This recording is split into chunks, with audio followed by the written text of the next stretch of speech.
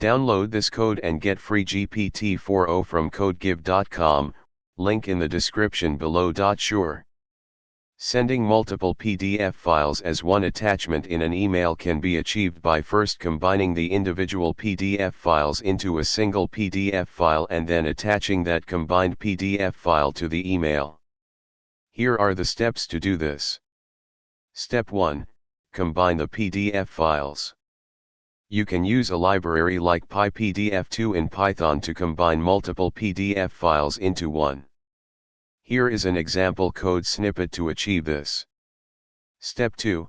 Send the combined PDF file as an attachment in an email.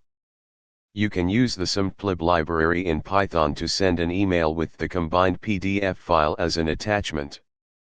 Here is an example code snippet to achieve this.